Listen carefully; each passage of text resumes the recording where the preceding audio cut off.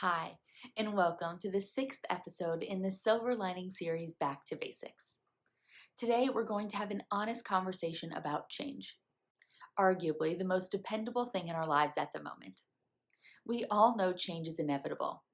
As the saying goes, change is the only constant in life.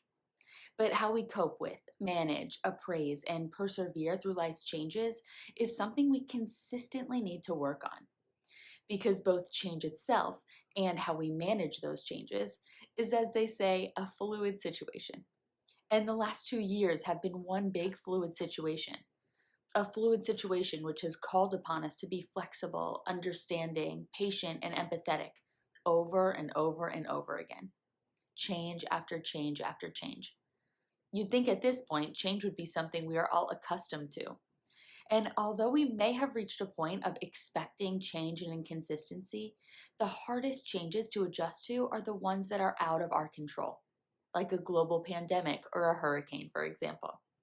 And unfortunately, the mind and body don't work in a way that can just get used to it. We can't just get used to consistent changes happening all around us all of the time, because our mind and body perceive change, no matter how big or small, as danger and as stress.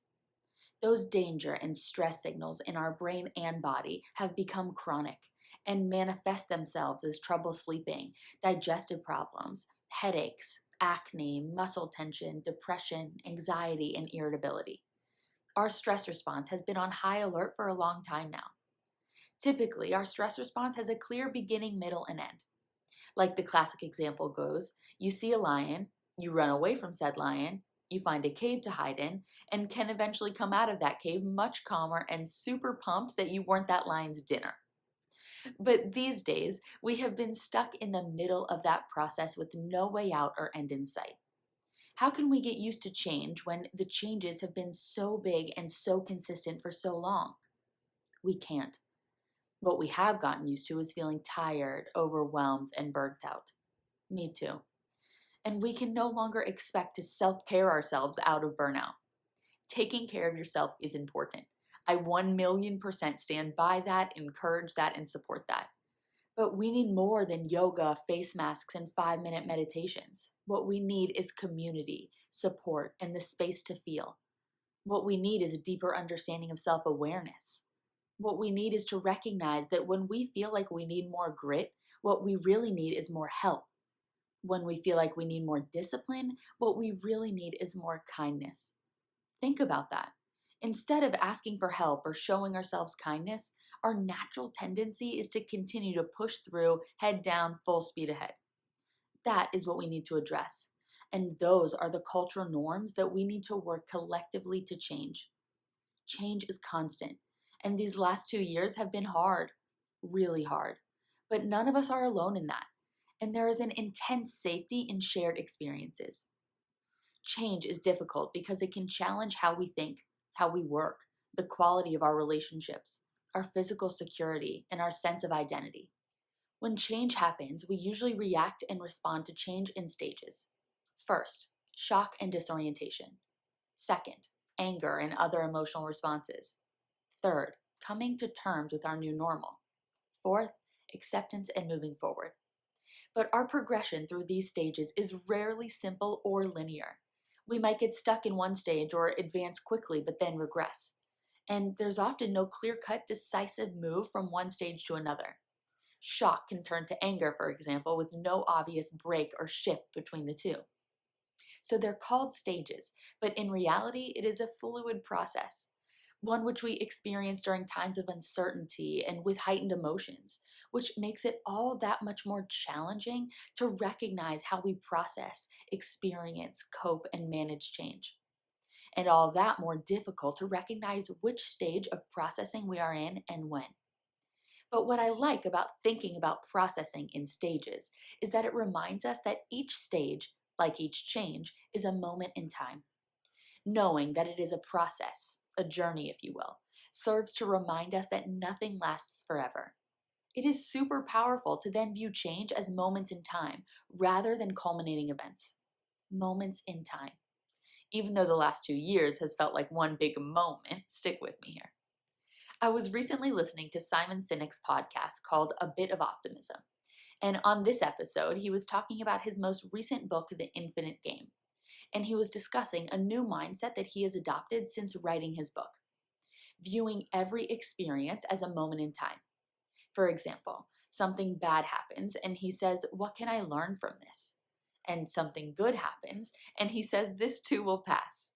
Serving to teach us that life is one big infinite game with many moments, all of which will come and go. He also explained that rather than labeling each day as a good day or a bad day, which implies finality and leaves no room for growth, he has begun to label each of his days as either an ahead day or a behind day, leaving the door open for reflection, growth, and learning. Interesting, right? We have been living in one big wave of change, with each day feeling like Groundhog's Day and our energy dwindling faster than we can refill the gas tank. Again, me too. But if we know that our body reacts to change as stress, as danger, we need to learn that we don't have to wait for each stressor to be gone before dealing with our stress. There is a difference. Stressors are things like unmeetable goals, family issues, traffic, money, etc. Stress is a physiological response in the body that happens in response to a threat, often called the fight, flight, or freeze response. So, why are we continuously trying to battle each individual stressor, pretending like that is going to end the stress response? Change is always happening.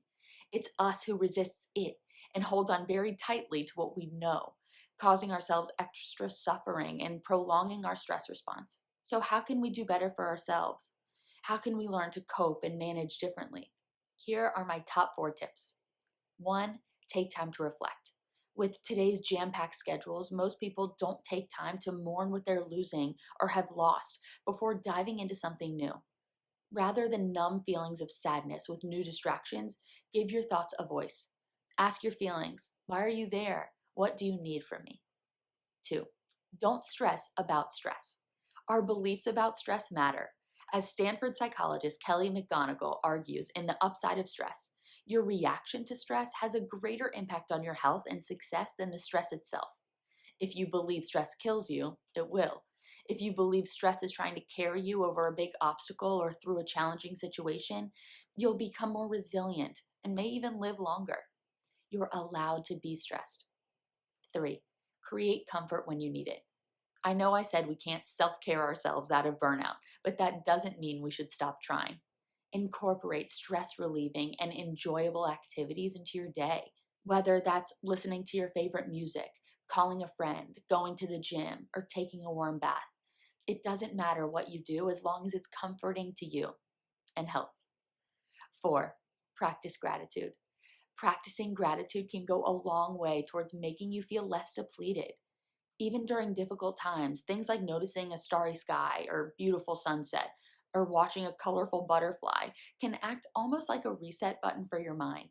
The little things still matter. So, the silver lining is that even though we can't stop change from happening, we can learn to manage it differently. We need to remind ourselves that this too shall pass.